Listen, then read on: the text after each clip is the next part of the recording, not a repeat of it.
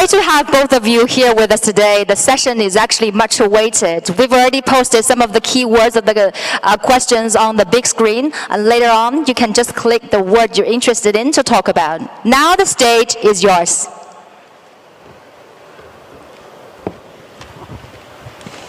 What are you supposed to say? Just things about AI, perhaps? Yeah. Okay. Let's see. Yeah, the AI, right? You want to AI. start with AI? Yeah. Okay. It is. Okay, great. AI. Yeah. Actually, I'm told that does AI mean love? There's like a name AI. It sort of sounds a bit like love. Yeah, AI. I hate the word AI called artificial intelligence. I call it Alibaba intelligence. Yeah. might end up being true. You never know. I think generally people underestimate the capability of AI. They sort of think like it's a smart human, but it's really much. It's going to be much more than that. It'll be much smarter than the smartest human. I mean, it'll be like, you know, can a chimpanzee really understand humans? Not really, you know. We just seem like strange aliens. They mostly just care about other chimpanzees, and this will be how it is, more or less, in a relative. In fact, if the difference is only that small, that would be amazing. Probably it's much greater. So, the biggest mistake that I see artificial intelligence researchers making is assuming that they're intelligent. Yeah, they're not compared to AI. And so a lot of them cannot imagine something smarter than themselves, but AI will be vastly smarter, vastly.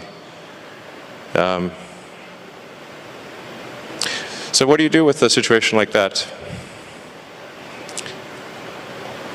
What do you do with a situation like that? I'm not sure, you know. I hope they're nice. I mean, I have obviously some, you know, I think in a situation where you know, the old saying, if you can't beat them, join them. You know, that's what Neuralink is about. Is like, can we go along for the ride with AI? I mean, I really think that there should be other companies like Neuralink, essentially to create a high bandwidth interface to the brain. Because right now we are already a cyborg. People don't realize we are already a cyborg because we are so well integrated with our phones and our computers. The phone is almost like an extension of yourself. If you forget your phone, it's like a missing limb. But the bandwidth, the communication bandwidth to the phone is very low, especially input. So, in fact, input bandwidth to computers has actually gone down because of typing with 2 thumbs as opposed to 10 fingers. There's a big reduction in bandwidth. Input bandwidth has gone up because of video and imagery. So input bandwidth is many orders of magnitude greater than output bandwidth. But at a certain point, if we'll just, assuming a benign scenario with AI, we will just be too slow. To something, let's say a computer that has like an exaflop of, or, you know, many exaflops of compute capability, a millisecond is an eternity, and to us it's nothing. So, you know, I always think like human speech to a computer will sound like very slow tonal wheezing. It's kind of like whale sounds. Yep. You know, because what's our bandwidth? Like a few hundred. Vision about the technology. I'm not a tech guy. I think more about life.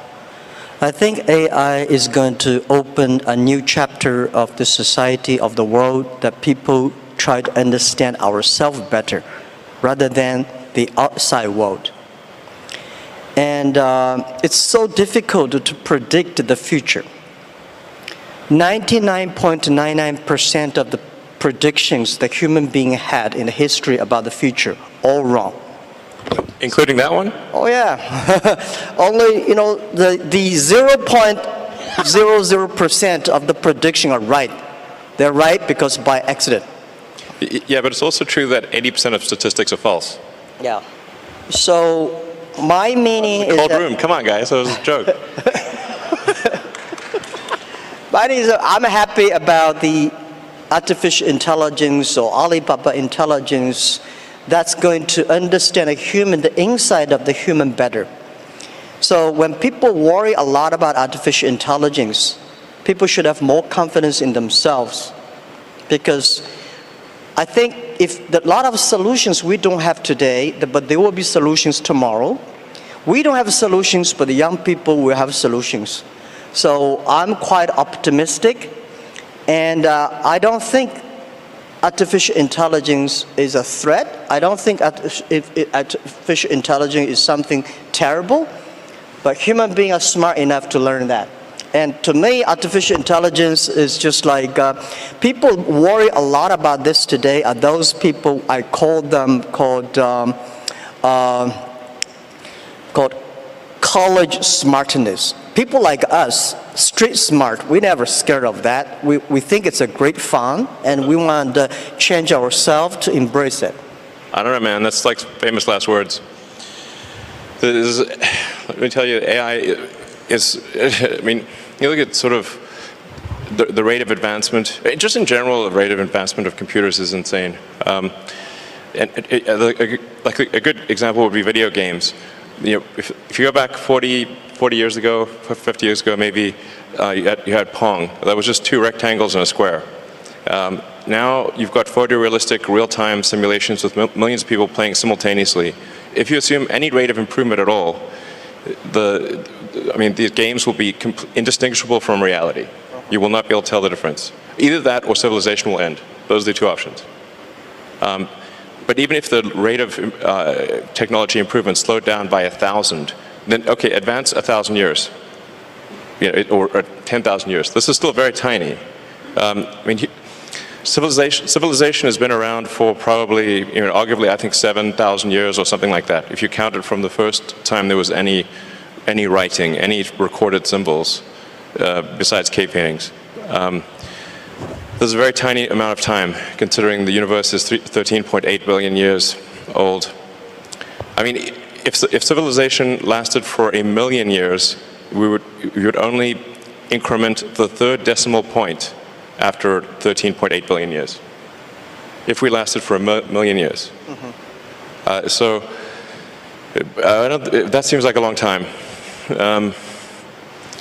given that we've only been around for 7,000 years. It's been kind of a roller coaster on the civilization front.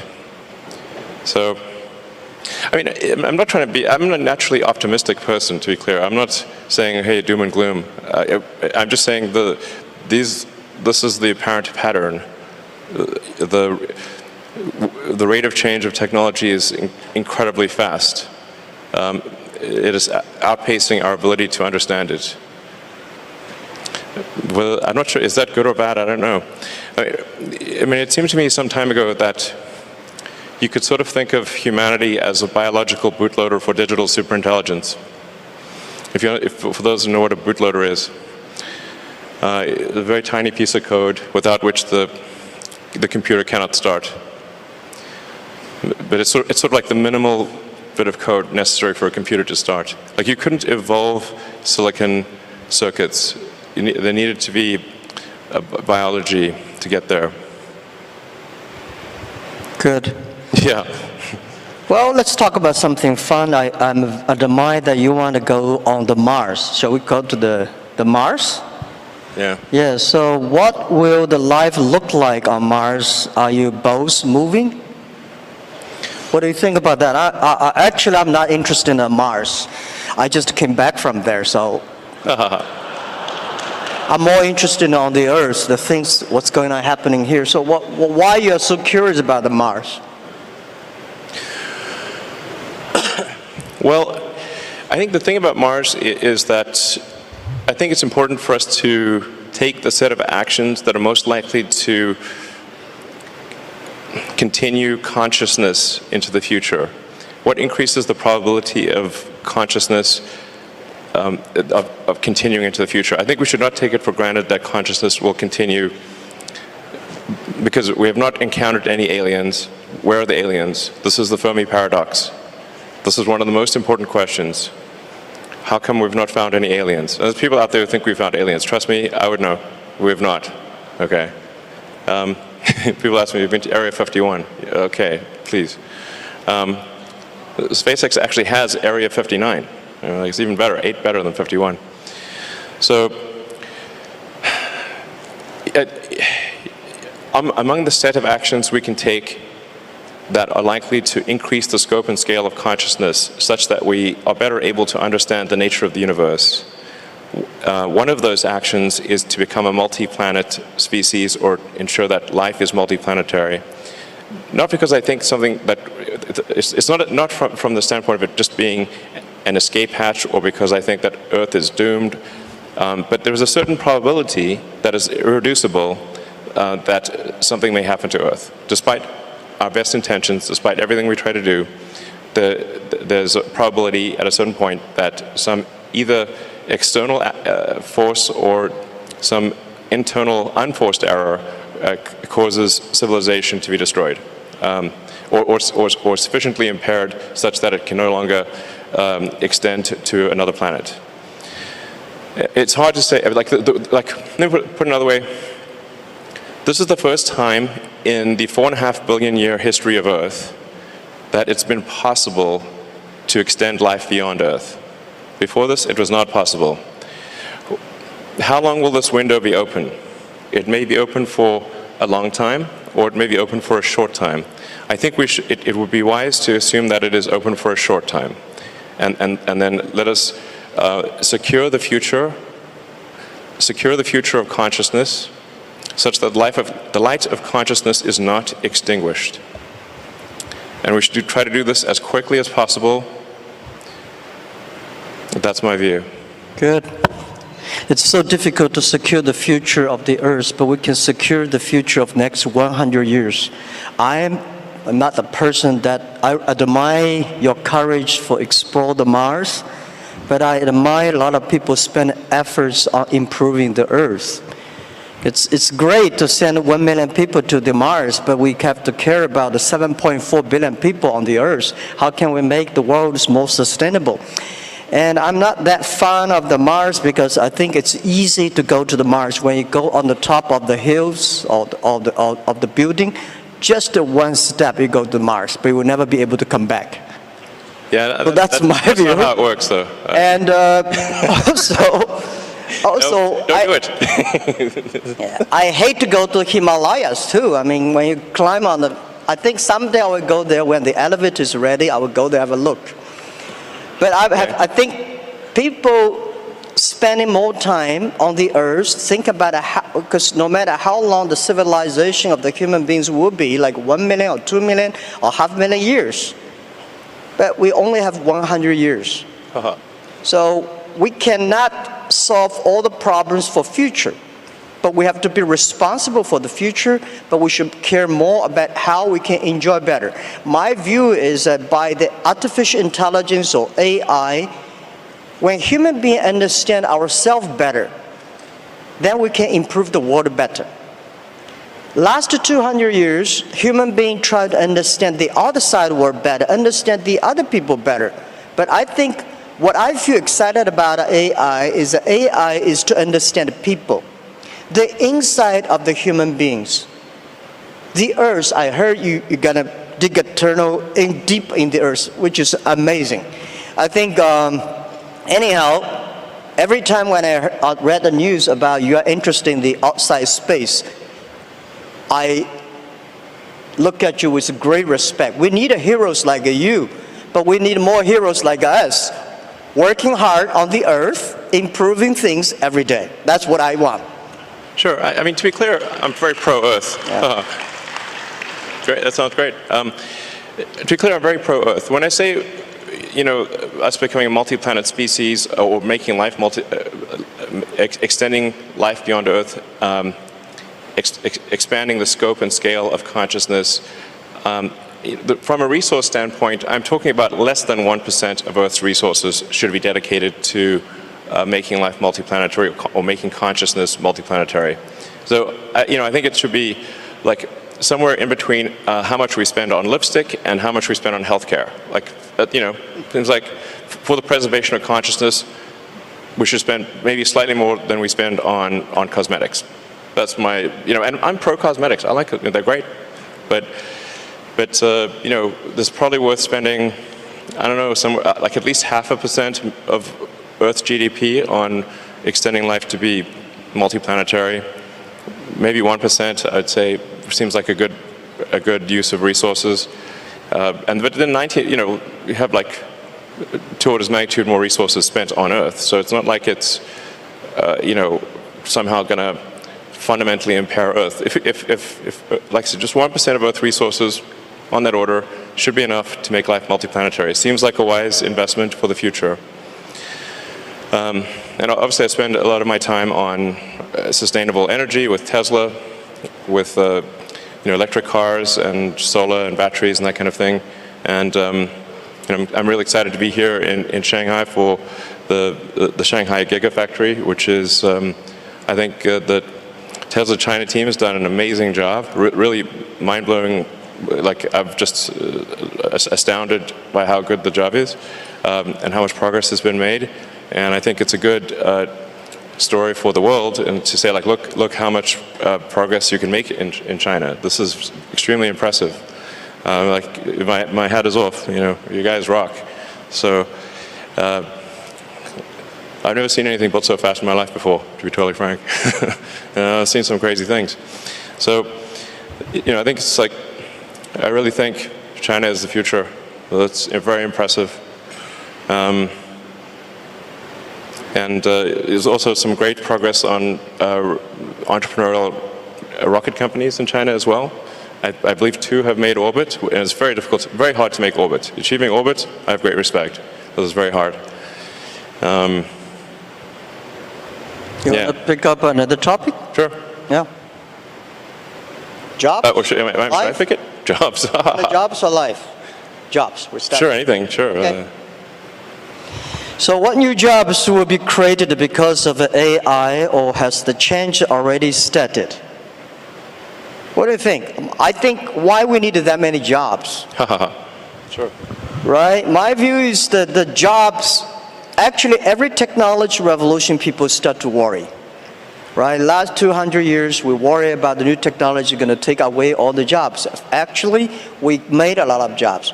Second, because of the industrial revolution, job created a lot of jobs.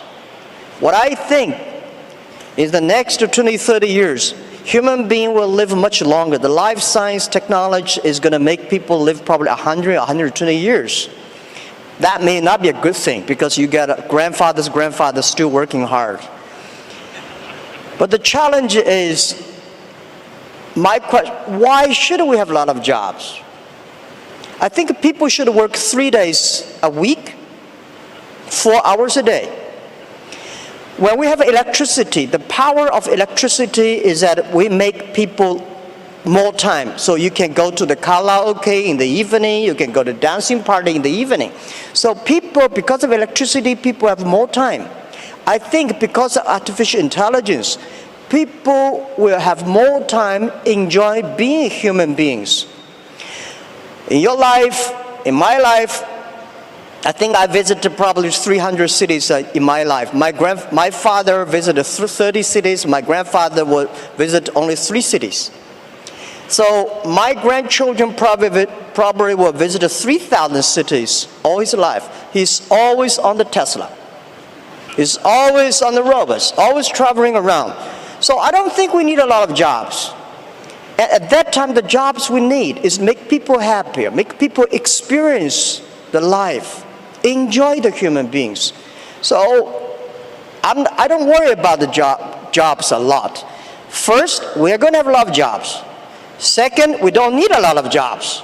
Third, there's a very interesting thing, because we'll probably talk about life.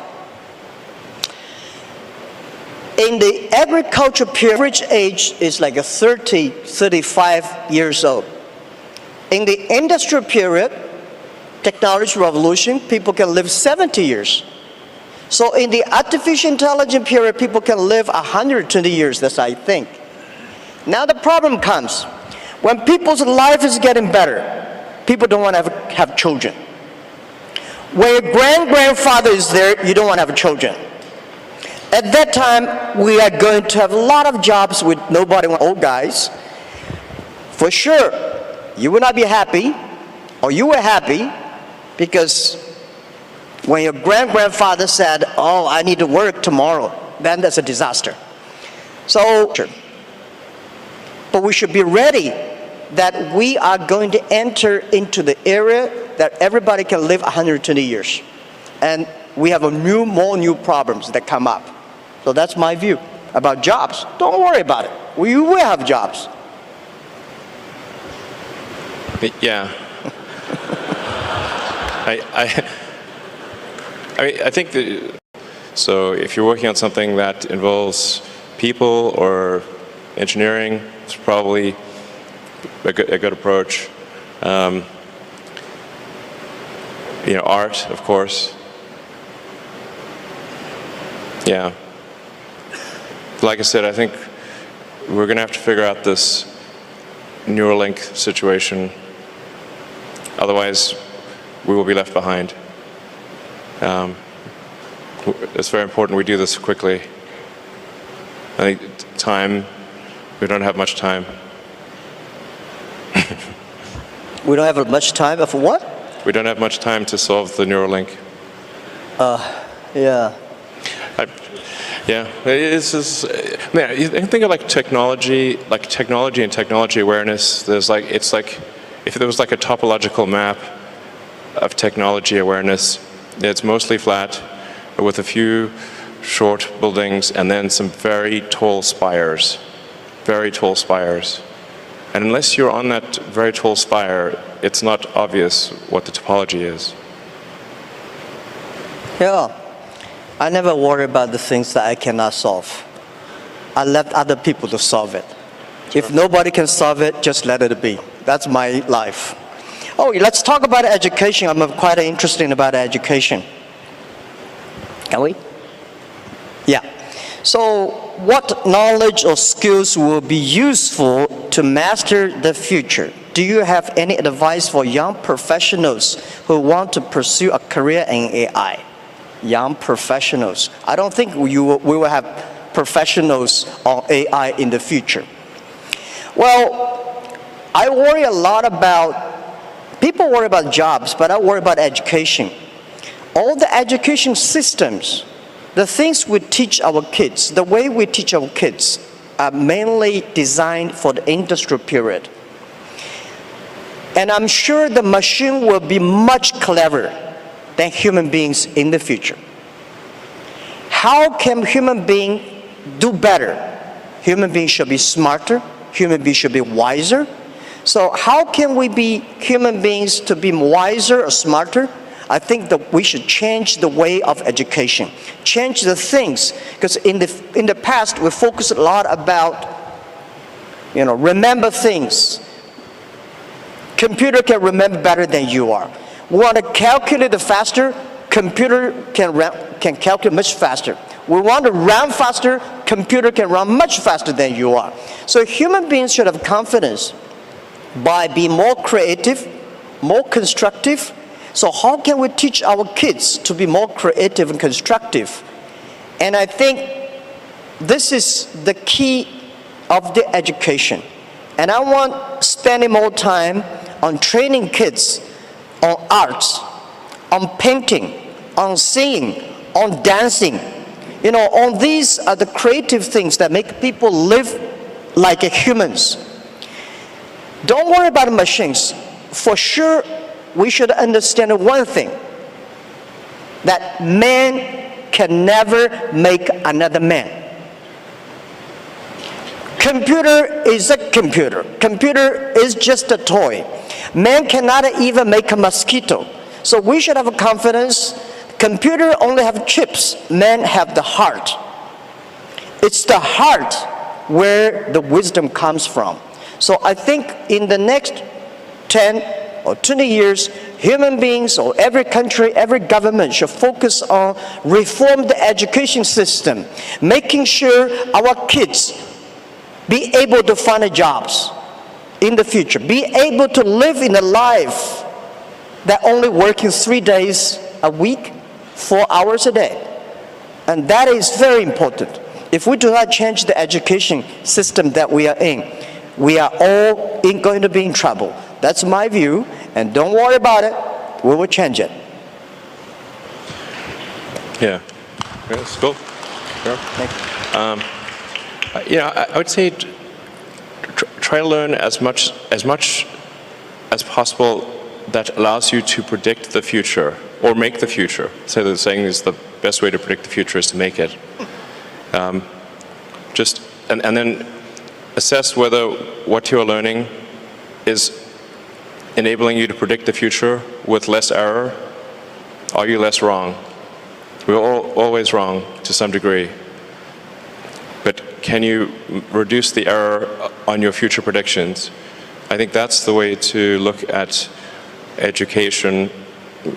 As of course, but it's both creative, create the future, and predict the future. So that includes art and all those other things. But close the loop on being less wrong about future. I would say that's the right way to think about education. I mean, down the road with a Neuralink, you can just upload any subject instantly. So it'll be like the Matrix.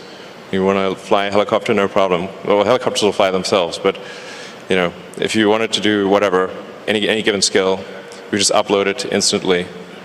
I mean, the way education works right now, it's extremely low bandwidth. It's extremely slow.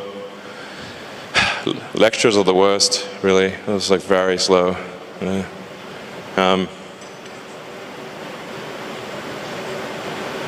Yeah, just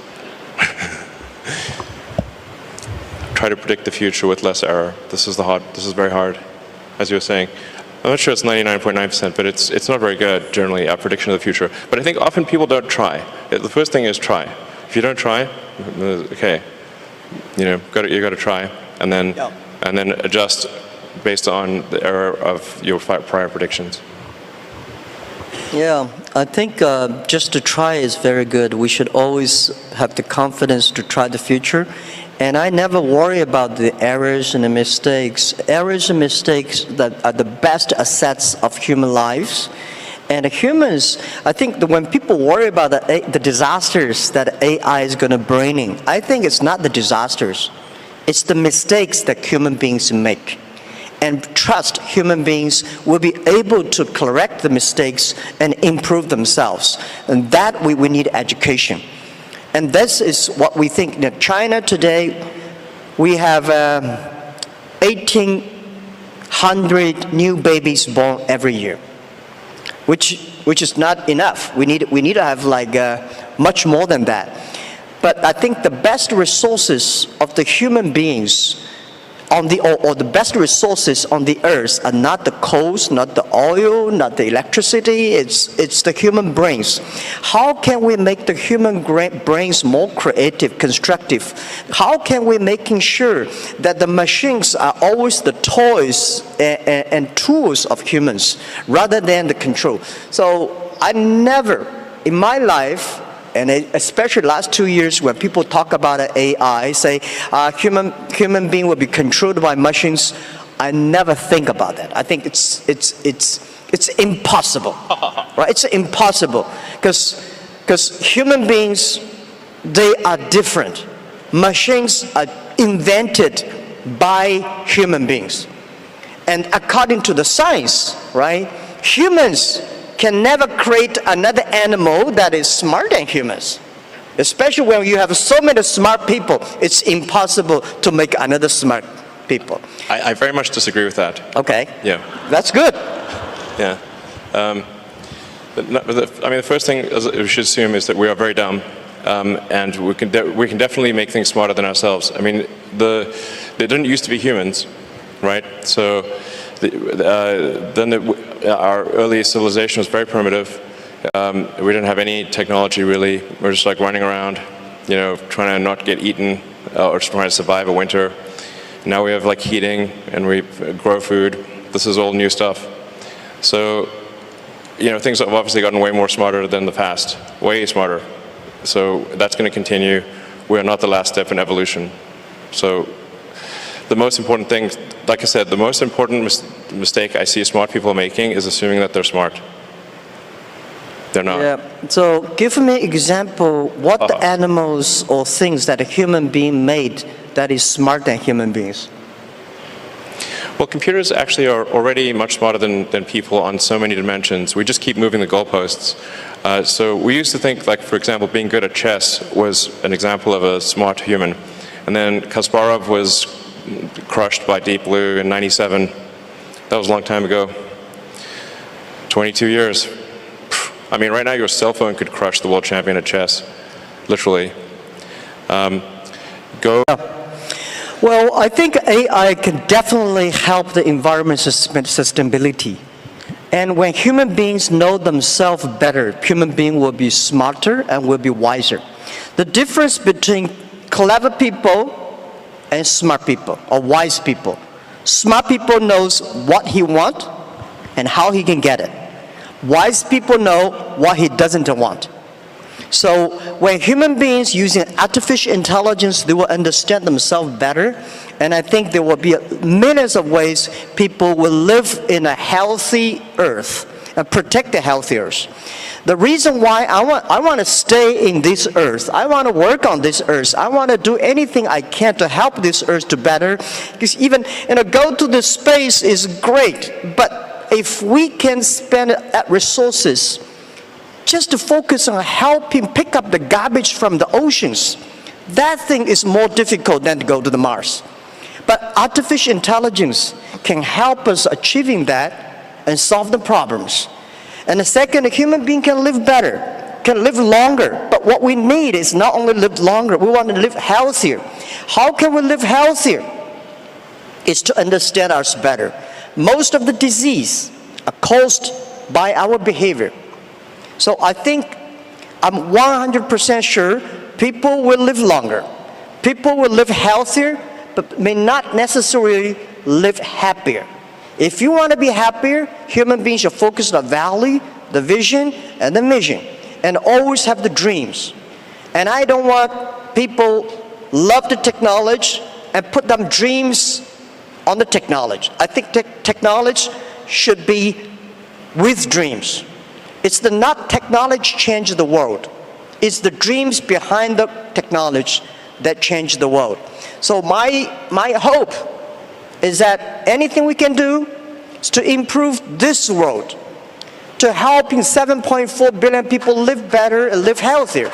And this is all about our world. And I think we will be working very happily because I love your product, Tesla. Making world cleaner and no noise and such great technology. I'm happy you have the factory in China. And I think we need to do more things to improve this earth, improve this world, and make sure that people are happier and people care about the family, people care about the health. That's all we should do. And trust us. Trust the human beings and trust young people. Let's take responsibility for today, but let's not take away all the solutions for tomorrow. It's great human beings make mistakes. It's great human beings learn from mistakes. It's great to die. That's probably true. Thank you. Yeah, you cannot live long. I just yeah. Thank you. Fight for the light of consciousness. Thank you, nice talking to you. Thank you.